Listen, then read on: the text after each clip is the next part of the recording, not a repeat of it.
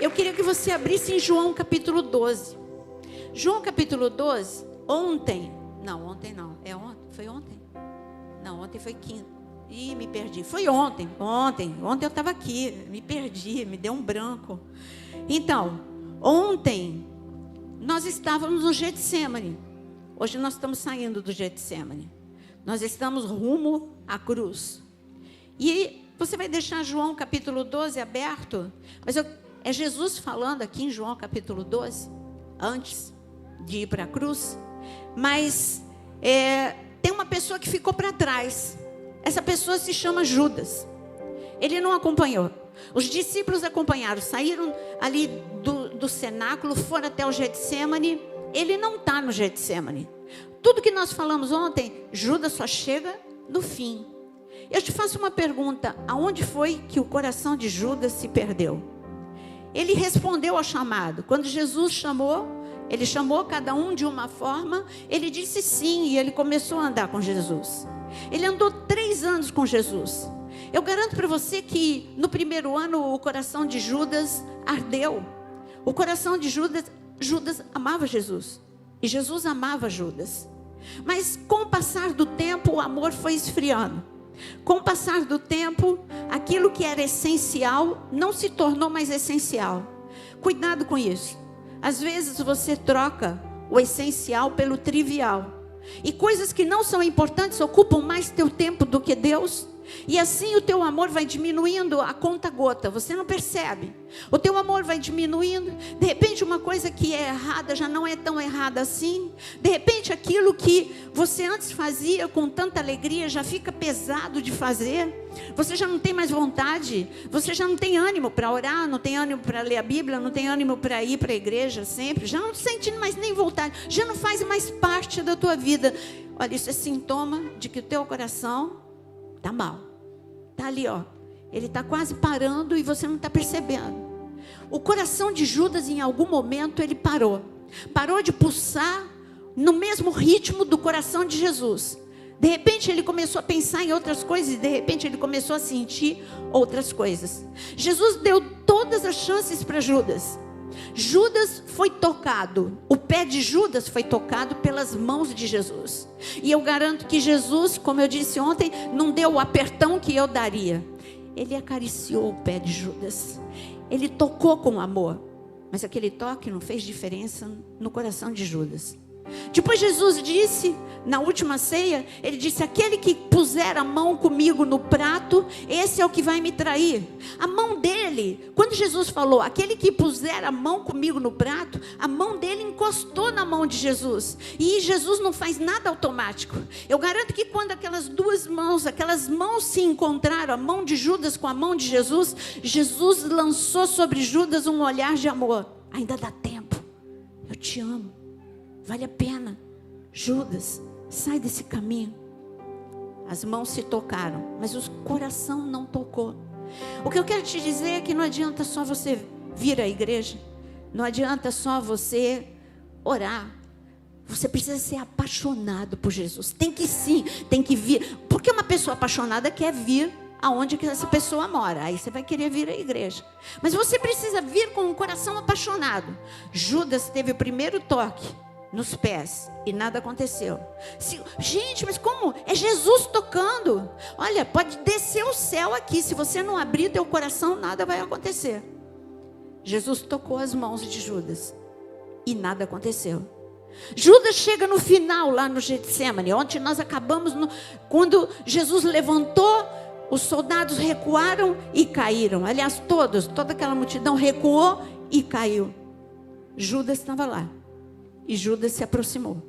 E Judas deu um beijo em Jesus. Os lábios de Judas tocaram no rosto de Jesus.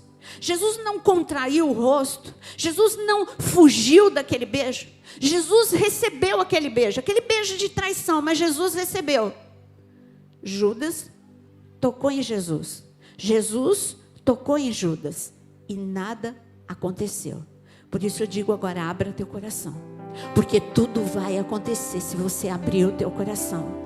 Você precisa agora. Por isso, caia por terra todo e qualquer tipo de resistência na tua mente. Você não pode ouvir a palavra que eu estou liberando, porque não é minha palavra. Eu estou falando a palavra de Deus. Você não pode ouvir como um culto a mais. Você não pode ouvir, que bom, é uma palavra diferente. Essa eu ainda não ouvi. Gente, você pode ser a mesma palavra. O discurso, a palavra, o sermão de João Batista era sempre o mesmo. Arrependei-vos, arrependei-vos, porque está próximo o reino dos céus. Ele não se preocupava em preparar palavras diferentes, e as pessoas eram impactadas pela unção daquela palavra. Por isso eu quero te dizer que você seja impactado pela unção de Jesus, porque Jesus é a palavra, que a palavra penetre, que a palavra mexa, que a palavra quebre, que a palavra transforme, que a palavra incendeie o teu coração. Você não pode sair dessa Páscoa do jeito que você entrou. Você tem que sair dessa Páscoa mais amadurecido, mais fortalecido, mais avivado, mais apaixonado por Cristo. Quem é apaixonado não tem medo do ridículo. Gente, eu tenho vergonha de umas coisas ridículas assim. Desculpa, assim, quem gosta disso, mas você quer me matar de vergonha? É aqueles carros de som, com aquelas mensagens. Gente, não faz isso nunca para mim, né? Eu morro de vergonha. Mas assim, eu fico assim, se um dia fizerem para mim, Senhor, me ajuda para que eu não estrague, porque uma pessoa que te ama, seja uma ovelha, seja qualquer pessoa que te ama, ela faz coisas extravagantes, e eu digo, você tem que ser extravagante para Jesus. Já ouviu falar de amor extravagante? Seja extravagante, ame Jesus diferente. Então você tem coragem de falar bem alto: Jesus, eu te amo. Você tem medo do ridículo? Para Jesus eu não tenho. Eu tenho vergonha de tudo, tenho problema com um monte de coisa, mas para Jesus eu não tenho problema. Eu grito, eu danço. Você sabia que eu danço? Eu não danço aqui, mas no meu particular, para Ele eu faço qualquer coisa. Sabe por quê? Porque eu sou apaixonada por Jesus. Jesus deixou um recado aqui para a gente em João capítulo 12. Em João capítulo 12 ele diz o seguinte, no versículo 32. Em João 12, no versículo 32, ele diz, ele está conversando. Daqui a pouquinho a gente vai parar lá na cruz. E ele disse assim no versículo, antes dele ir para a cruz, ele falou sobre a cruz. Quando eu for levantado da terra, atrairei todos a mim. Fala comigo. Quando Jesus levantou na terra, fala. Quando Jesus foi levantado da terra, Ele atraiu a todos. Aqui tem dois segredos. Primeiro, Ele foi levantado. Mas Ele não foi levantado de qualquer jeito. Ele foi levantado com muita dor. Ele sabia disso. Não havia glamour em nada daquilo. Ser levantado, quando você pensa em ser levantado, você pensa num palco, você pensa numa promoção. Não, ele está falando, olha, eu vou ser levantado da pior forma possível. Eu vou ser levantado com a minha pele rasgando. Eu vou ser levantado, e quando eu for levantado, eu não vou ser nada glamuroso, eu vou ser um espetáculo de horror. Quando as pessoas olharem para mim, elas vão ter vontade de desviar o olhar, porque nada de belo vai ter em mim. Eu vou ser levantado, eu vou ser crucificado, eu vou ser levantado e vou ficar entre céu e terra. Essas vão ser as minhas últimas horas de 33 anos. As últimas horas eu vou ficar entre o céu e a terra. E esse é o grande mistério, porque as trevas celebraram dizendo: a cruz é o fim, mas eu digo que eu sou o alfa e eu sou o ômega, e a cruz não é o fim. Não é o diabo que diz quando é o fim, sou eu que digo quando é o fim. E o fim não é a cruz, o fim é a ressurreição. O que nós estamos vivendo não é o fim é o que Deus disse para nós. E o que Deus disse para nós é que quando Jesus estivesse voltando, nós seríamos avivados, nós seríamos reavivados, nós seríamos cheios, impactados com o Espírito Santo de Deus, e nós iríamos pelos 4 cantos da terra, porque é tempo do mundo ouvir de Jesus. É tempo de multidões se converterem. É tempo, e Deus quer usar você. Mas Ele precisava ser levantado para que isso acontecesse. Mas Ele já foi levantado. E Ele disse, quando eu fui levantado. E Ele diz aqui, eu fiz o quê? O que está escrito aqui?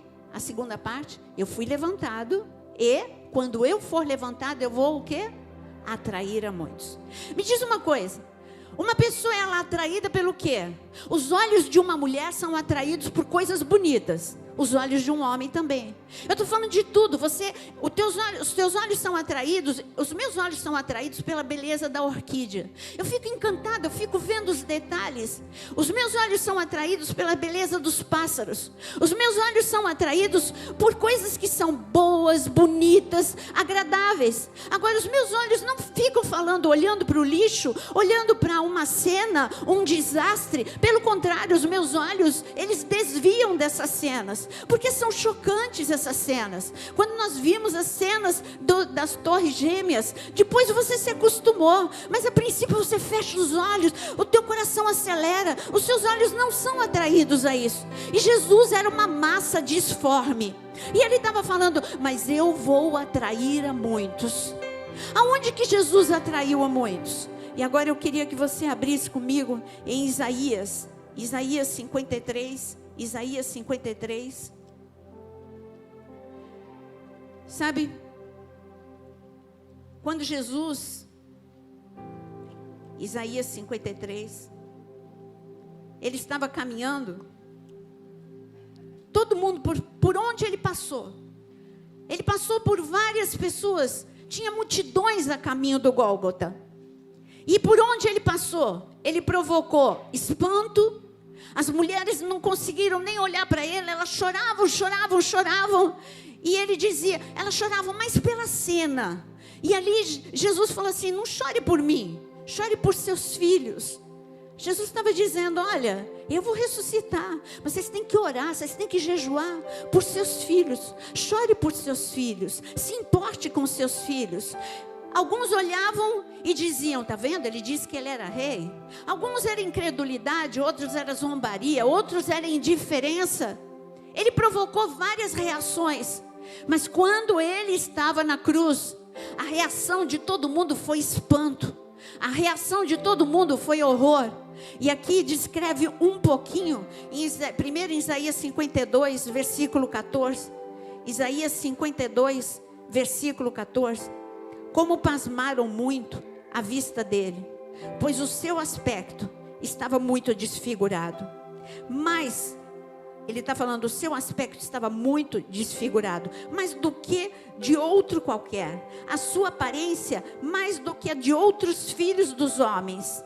E assim, causará admiração às nações. As pessoas olhavam e elas falavam, não tem ninguém mais deformado, o ladrão à direita, o ladrão à esquerda, ninguém está na condição que ele está, e nada de belo tem, mas aonde que ele atraiu? Sabe aonde que Jesus atraiu? O amor de Jesus atraiu a muitos. Peraí, ele não está brigando com os romanos, ele não está também dizendo para os ladrões, agora acabou a chance, vocês tinham chance, agora acabou a chance. Ele não brigou com os discípulos, ele tem o olhar dele, sabe, a vida de Jesus exalava amor. Mas será que era só isso? Não, o que atraiu? O que atraiu foram as palavras, gente. 6 horas, as 6 últimas horas de Jesus na cruz do Calvário, 6 horas e 7 frases, quase uma frase por hora. Ele não falou muito não, ele não falou muito porque era muita dor, porque era muita cãibra, porque era muita falta de ar, era muito tudo. Mas as palavras que ele falou, eu não vou falar das 7 frases, mas das 7 frases que ele falou, ele começou com uma, que foi o quê? A primeira frase que ele falou: Pai, perdoa, porque eles não sabem o que fazem. Isso impactou, mas ele está perdoando quem o feriu, ele está perdoando quem o abandonou, ele está perdoando quem está zombando dele. E as pessoas começaram a ficar confusas. Quando você não entende bem, aí você fica atraído. Então eles foram atraídos pelo amor, Eles foram atraídos pelas palavras. As palavras dele eram diferentes. As palavras dele eram palavras de vida no meio do caos. A última palavra que ele falou mudou a tua vida e mudou a minha. Ninguém entendeu. A última palavra ele disse. Quem lembra o que ele disse? Quem lembra? Está consumado. Está consumado. Fala bem alto comigo. Está consumado. A primeira palavra, aí ninguém entende. Gente, o que ele diz? Está consumado. Uma dívida de 6.000 anos estava sendo paga. Uma guerra de 6.000 anos ia ser ganha naquele momento. Ele iria para as profundezas das terras. Ninguém estava entendendo. Está consumado. Agora eu digo que essa palavra ecoa até agora. E ele está dizendo para a tua vida: está consumado. A minha vontade sobre a tua vida está consumada. Só falta você viver. O meu amor sobre a tua vida está consumado. Agora, eu estou falando da visão que as pessoas tinham de Jesus. A visão que as pessoas tinham de Jesus era um espetáculo de horror. Eu acho que aqui já vira aquela música que nós cantamos. Aquelas pessoas começaram a ser impactadas. Já não era mais um espetáculo de horror. Era sim um palco do amor. Eu imagino aquela cena, os anjos, sabe, ao pé da cruz. Se você me perguntar, quem que estava ao pé da cruz? Eu posso falar um monte de pessoas, mas eu quero falar de uma multidão que você não enxergou. Eu não enxerguei, você não enxergou, e quem estava lá, também testemunha ocular, não enxergou. Tinha 72.000 anjos. Como é que eu dou esse número exato? Que heresia! Eu estou falando de 72.000 anjos. Quando Pedro, ele corta a orelha de Malco, Jesus libera uma palavra. Jesus não falou por falar. Ali tinha uma multidão de anjos querendo uma palavra do Pai. Pai, deixa a gente ajudar Jesus. Deixa, Senhor, nós queremos ajudar. Olha, a gente vai acabar com esses soldados, a gente acaba com Judas, a gente acaba com todo mundo. Basta uma palavra tua, Senhor. Deixa a gente. E Jesus disse: Pedro, você acha que se eu não quisesse, eu não chamaria 12 legiões de anjos e o Pai não me daria? Se eu pedisse, o Pai me daria 12 legiões de anjos. Então aonde que eu cheguei nesse número? Porque uma legião tem 6.000 homens. Ele está falando de uma linguagem de guerra. Os anjos estavam posicionados. Deixa a gente fazer, deixa a gente pisar nessa cabeça dessa serpente. Nós estamos vendo Satanás ali do lado. Deixa a gente. E o Pai diz: não deixo. E Jesus: não quero ajuda. Sou eu com o meu braço. Sou eu que vou fazer tudo por eles. Mas no momento que eu fizer, eu vou liberar esse exército. Não só de 72.000 anjos, mas de milhares. Para você, na hora que você pedir, anjos vêm. Mas quando Jesus negou essa ajuda, mas Ele liberou para você. E eu digo para você que nessa noite, nós temos anjos aqui dançando. Nós temos anjos cercando esse lugar. Porque eles celebram a vitória da cruz. Eles celebram o que a gente não celebra. Eles dançam, eles cantam, eles se ajoelham, eles prostram e eles dizem: Santo, Santo, Santo é o Cordeiro, aquele que era, aquele que é e aquele que há de vir. Ao pé da cruz tinha muita gente, mas eu faço uma pergunta para você: e Jesus? Jesus tinha uma visão. A cruz, ela não é aquela cruz, é uma visão não tão como um filme, como os filmes mais romantizados mostram. Ela não era tão alta assim, ela era uma cruz, mas Jesus estava mais alto do que todas as pessoas. Jesus estava olhando. E o que Jesus viu de lá da cruz? Olhando um pouquinho mais perto, Jesus viu abandono. Olhando um pouquinho mais perto, Jesus viu perdas. Se ele ficasse fixado em tudo que estava ao redor dele, ele não ia conseguir vencer a cruz. Que perda! O pouco que ele tinha, a roupa já tinha sido rasgada faz tempo. E ele foi nu para a cruz.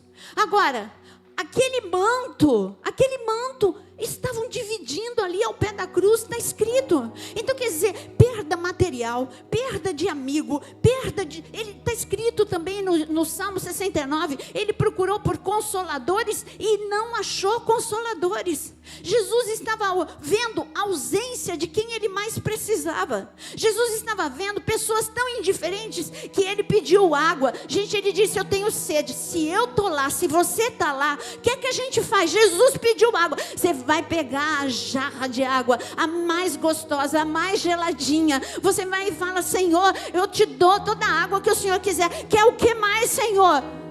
E cadê? Ninguém. Só soldado levando fel, levando, sabe, tudo que não prestava para ele. Ninguém, nem João teve a atitude de pegar água. Ninguém pegou água para ele. Mas ele estava falando: sério uma coisa? Eu não precisava de água, porque de mim saem rios de águas vivas. E eu dou, e eu sacio a tua sede. Ninguém saciou a minha sede, mas eu sacio a tua sede. Jesus olhou, e ele olhou, e o olhar dele cruzou com um homem, o centurião. Como eu sei que o olhar de Jesus cruzou? Porque quando Jesus, isso está registrado, quando o olhar de Jesus, ele cruzou com o olhar de Pedro, Pedro mudou na hora.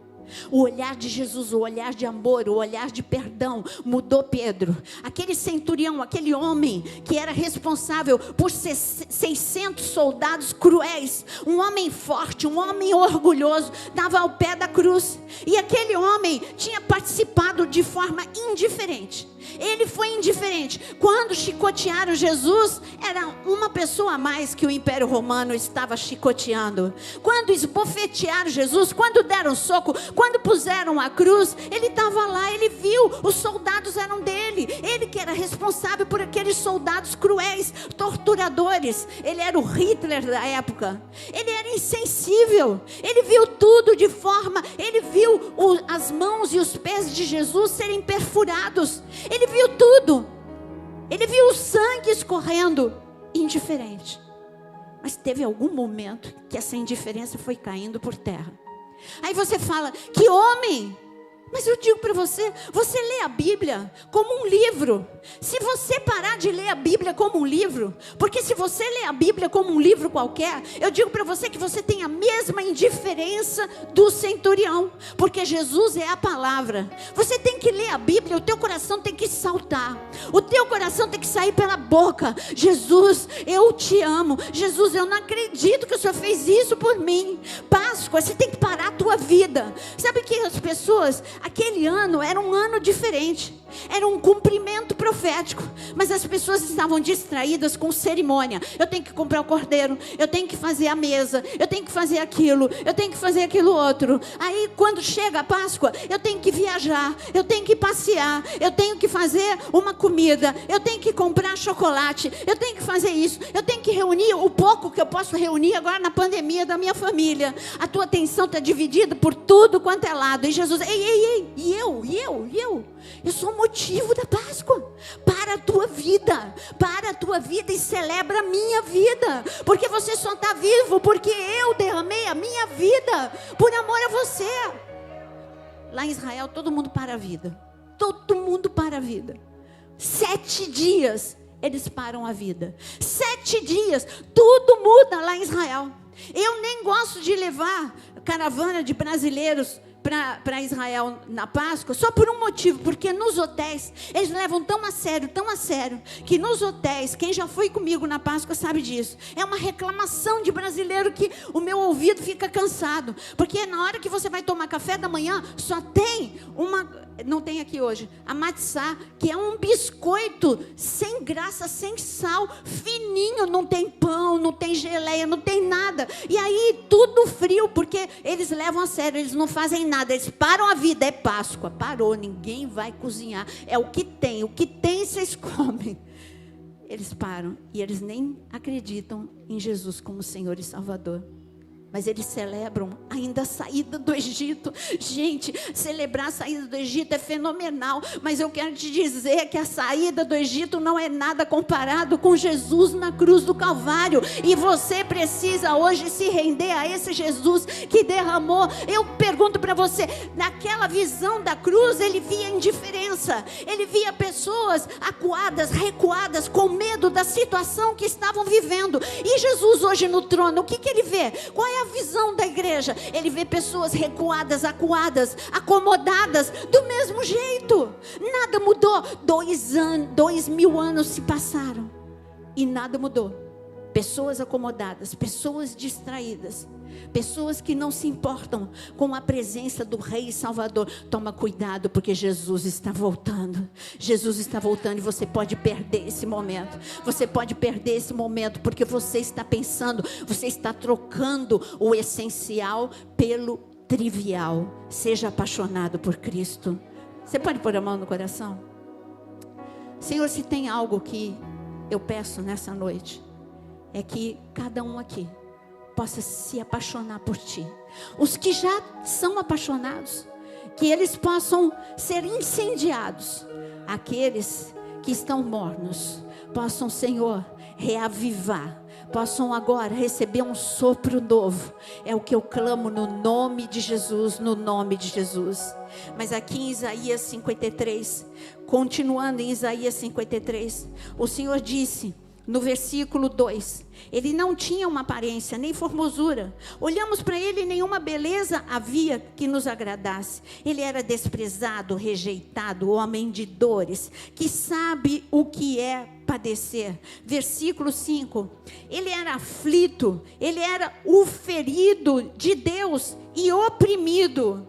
Gente, o corpo de Jesus estava no limite. A alma de Jesus estava esmagada? Não. Na cruz a alma de Jesus não estava esmagada. Ela ficou esmagada no Getsemane. Lá na cruz ele conseguiu amar, ele conseguiu perdoar, ele conseguiu falar o que ele tinha que falar. A alma dele, as emoções dele estavam ajustadas com as emoções do Pai. Agora, como é que estava o Espírito de Jesus? Os demônios estavam ali ao redor da cruz, mas ele estava forte. O corpo de Jesus estava fraco, mas ele estava forte. E ele está te ensinando, no momento da crise, você tem disponível para você um nível de força que você não conhece. Quando você está fraco, eu te faço forte, porque eu estou te ensinando o caminho da cruz.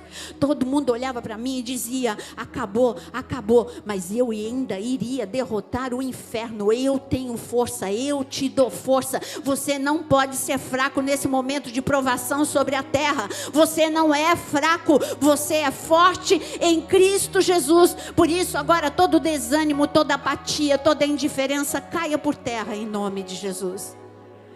Eu falei o que as pessoas viram, eu falei o que Jesus estava vendo, mas eu quero te dizer, esse era um momento de escuridão. Ficou tudo escuro do meio-dia às 3 horas da tarde. Ou seja, Jesus foi crucificado às 9 da manhã. Das 9 ao meio-dia já estava difícil a coisa. Agora do meio-dia às 3, aquilo que estava difícil foi ficando pior. Jesus ficou com mais cãibra, Jesus ficou com mais dor, ele ainda sangrava em profusão. Tudo estava ficando pior, mas ainda ficou escuro. Mas a escuridão estava no controle de Deus Pai. Nós nos apavoramos com certas coisas, mas eu digo que Deus, Ele não deixa de estar no controle. Ele está no controle de todas as coisas. Ele está no controle da crise, Ele está no controle da tua vida, Ele está no controle quando você não enxerga luz nenhuma. Mas tem um segredo que Jesus conta aqui pra gente, e eu gostaria que você abrisse em Isaías 50 no versículo 10. Isaías 50 no versículo 10. Isaías 50, versículo 10. E aqui está escrito, descrevendo ainda Jesus. Ele fala 2 segredos para nós. O primeiro está no versículo 7. Porque o Senhor Deus, o que está escrito? O Senhor Deus o quê? Me ajudou. Fala bem alto, o Senhor Deus É Jesus falando. Isso aqui é uma revelação de Isaías 50 a Isaías 53. São capítulos messiânicos. O que são capítulos messiânicos? O profeta Isaías, Deus rasgou a cortina assim para o profeta Isaías, como ele fez com outros. E o profeta Isaías é o profeta que mais viu a cruz foi o profeta Isaías. Você está vendo que eu nem fui lá para a cruz, porque Isaías, ele descreve a cruz com tamanha acuracidade, porque Deus só abriu a cortina e falou: eu vou te mostrar o que vai acontecer. E ele viu Jesus, e ele ouviu Jesus falar, e aqui está escrito no versículo 7, porque o Senhor Deus me ajudou, pelo que não me senti envergonhado, por isso fiz o meu rosto como um seixo, e sei que não serei envergonhado. Porque Jesus estava com tanta vergonha? Ele não estava com vergonha de nada que não fosse a sua própria nudez. Ele sentiu vergonha. Mas por que ele ficou nu? Porque um dia Adão ficou nu, e ele ficou nu para nos dar uma roupa de glória. E ele não ficou com vergonha. Porque sabe por quê? Porque ele sabia que o Pai estava ali cobrindo toda a sua vergonha. Eram homens, eram mulheres, eram soldados que estavam vendo a nudez. Aquela roupinha que colocam em quadro romantizado, não existe não. Jesus foi completamente nu. Você pode pesquisar historiadores, você pode pesquisar onde você quiser. Essa era uma punição. Tinha que ser algo muito cruel e algo muito vergonhoso. Por isso que Jesus está falando: eu senti vergonha, mas tudo valeu a pena por você. E por isso eu cubro a tua vergonha, eu cubro tudo, e eu te cubro agora com a minha glória. Mas Jesus conta o segundo segredo para a gente. Sabe como é que eu aguentei 6 horas? 6 horas de um sofrimento que ninguém aguentaria aqui. Você não aguentaria, mas eu aguentei por você. Ele está dizendo aqui em Isaías 50, versículo 10: quem há entre vós que tema ao Senhor, e que ouça a voz do teu servo, aquele que andou em trevas, sem nenhuma luz, mas confiou no nome do Senhor e se firmou no seu Deus. Jesus, ele andou na escuridão. Aonde que ele andou? Na cruz. Na cruz ele andou na escuridão. Não esqueça que ele foi para o inferno, e ali era só escuridão. Ele andou em escuridão e ele confiou: ao terceiro dia eu vou ressuscitar. E essa escuridão tem um fim. Por isso que eu tenho falado para vocês: a pandemia tem um fim, a crise tem um fim, a escuridão tem um fim. Mas ele andou confiando no Pai. E eu digo para você: você tem que caminhar, você tem que avançar, você tem que andar confiando no Pai. Mas sabe, se você não for impactado pelo poder da cruz, eu quero te dizer que o céu é impactado. Quando eles saíram de Êxodo, lá em Êxodo, quando eles saíram do Egito, quem foi que estava liderando mesmo? Moisés. Fala mais alto. Quem que estava liderando? Moisés. Está com medo de errar? Era Moisés mesmo, Moisés. Quando eles atravessaram o Mar Vermelho, Moisés recebeu um cântico. Você viu o teatro na quarta-feira? E Moisés recebeu um cântico, um dos cânticos mais bonitos que tem, está lá em Êxodo capítulo 14. Mas tem um cântico que Moisés recebeu, e eu fico perguntando: Deus, em que momento que Moisés recebeu esse cântico? Não é o Salmo 91, você já está achando que eu vou falar. O Salmo 91 eu já falei. Mas Moisés, ele ensinou o céu a cantar. Aonde? Abra comigo em Apocalipse 15. Apocalipse 15. Em Apocalipse 15 está escrito: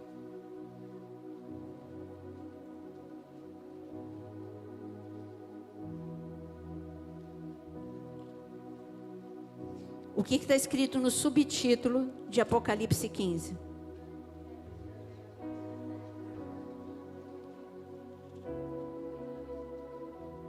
Aqui está falando, tudo bem, os 7 flagelos. Mas no versículo 2, antes do versículo 2, o que está escrito? Na minha Bíblia e em todas as versões que eu tenho está escrito: os remidos entoam o cântico de Moisés e o cântico do Cordeiro. Agora, para você entoar esse mesmo cântico, você vai precisar ficar em pé. Você não pode ficar do jeito que você está. Ao pé da cruz, estavam pessoas que escolheram ser transformadas. Alguns não. Tinha religiosos que nada entenderam e continuaram sem entender nada. Tinha pessoas pouco prováveis que houve uma explosão de poder. Ao pé da cruz estava João, que viu tudo isso. João escreveu tudo isso. Ao pé da cruz estava o centurião. E de repente esse homem que eu estava falando para você, um homem cruel e indiferente, em algum momento o olhar de Jesus cruzou com o olhar desse homem. E esse homem começou a entender que ele era diferente. Ele é diferente. Eu estou sendo atraído por ele. Eu me sinto atraído por ele. Ele não está olhando para mim com raiva. Como que ele não olha para mim com raiva? Ele é o único crucificado que ele é levantado. E ele não fica falando impropérios para mim e nem para os outros. Eu estou aqui, eu estou há 6 horas ouvindo esse homem. Eu estou aqui, eu estou dividindo as vestes aqui ao pé da cruz, mas eu estou ouvindo esse homem. Tem hora que ele fala com o ladrão da direita: olha, ainda hoje eu te abençoo, você vai estar comigo no paraíso. Que loucura é essa? Esse homem está sofrendo dores, ele ainda abençoa. Aí ele está lá sofrendo dores, ele está preocupado com a mãe. Olha, João, cuida da minha mãe. O que é isso? Ele se importa com as pessoas, ele ama as pessoas. E de repente ele começou a ver que Jesus, no momento em que ele foi levantado, os seus pés e as suas mãos foram ali pregadas, ele não gritou, ele foi mudo. Ele não reclamou, ele não gritou. Sabe por quê? Ele suportou como uma mãe suporta dores, por amor a seu filho. Ele suportou dores, que a um nível de dor você não tem noção, mas ele suportou, porque eu pergunto para você, o que é que ele via de lá de cima da cruz? Ele via você.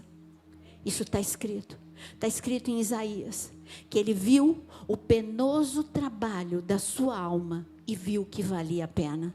E sabe quem que ele estava vendo? Ele estava vendo você. Ele estava vendo eu.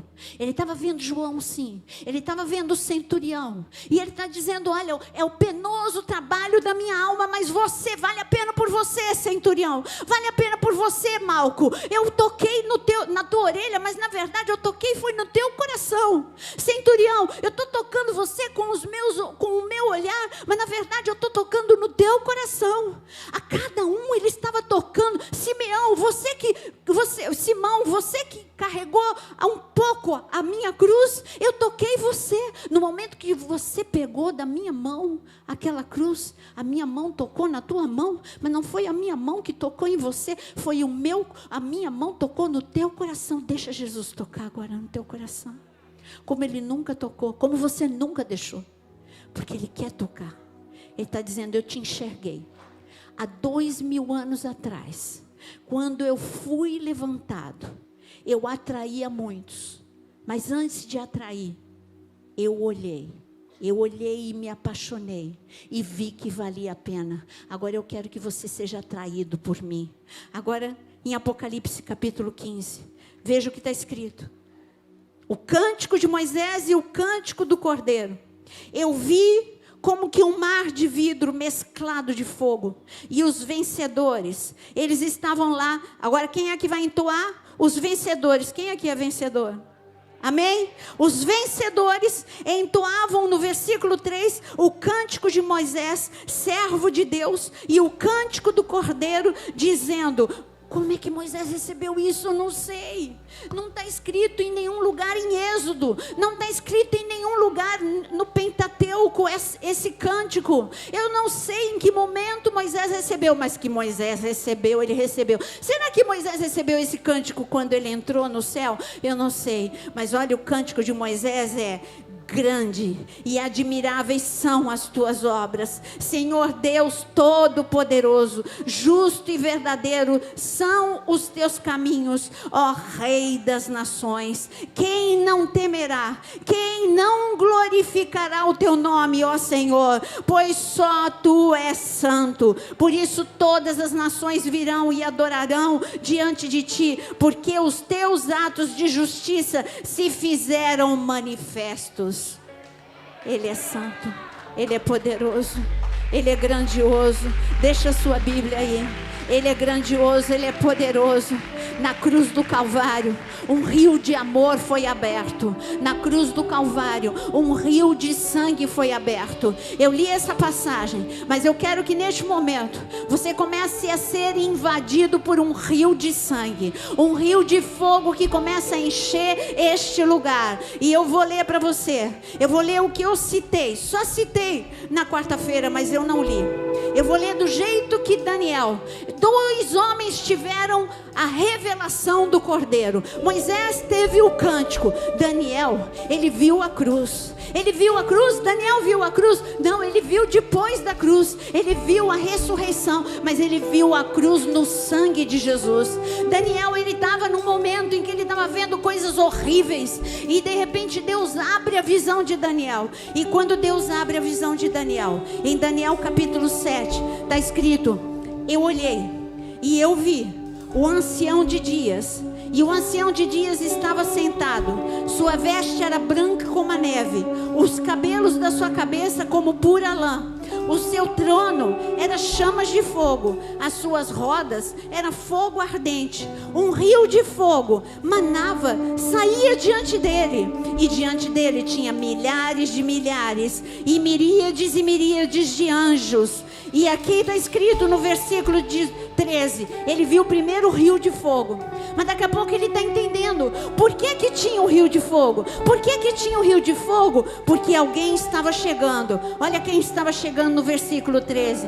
Eu estava olhando nas minhas visões de noite, e eis que vinha com as nuvens do céu. Ah, meu amado, Jesus, quando ele saiu da cruz, ele lembra que ele disse para Maria: Maria, não me segura não me segura, que eu ainda não apresentei o meu sangue para o Pai. Aguenta firme aí, Maria, eu volto, mas não me segura. E aqui está escrito que ele viu, Daniel viu o Senhor ali nas nuvens, e eis que vinha com as nuvens do céu, como filho do homem.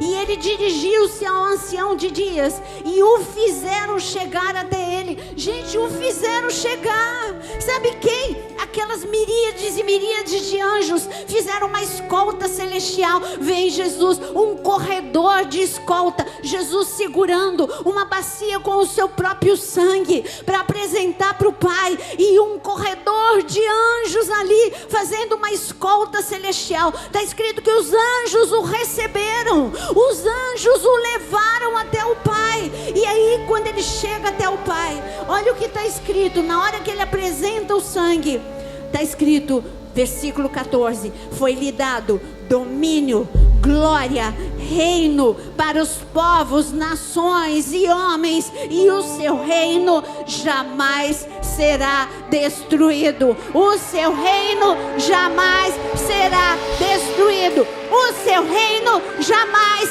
será destruído. Aquele centurião não teve medo. Aquele centurião não teve vergonha do ridículo. Aquele centurião olhou para aquele que reina.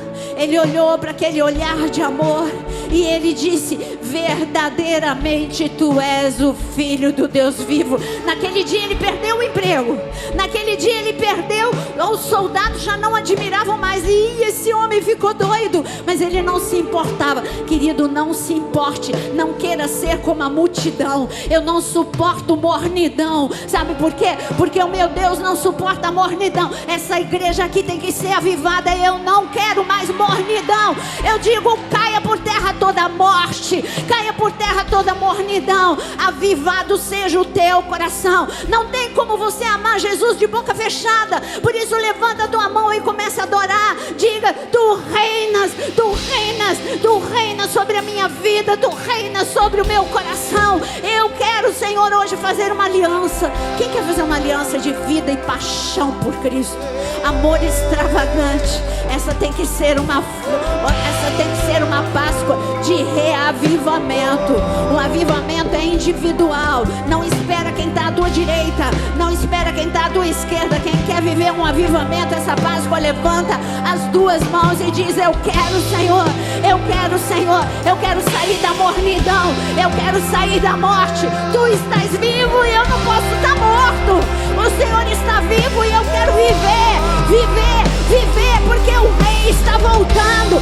Ele vem buscar gente avivada, Ele vem buscar gente apaixonada.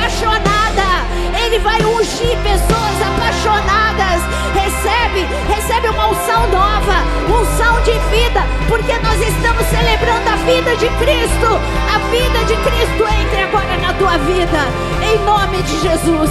Espírito de ressurreição.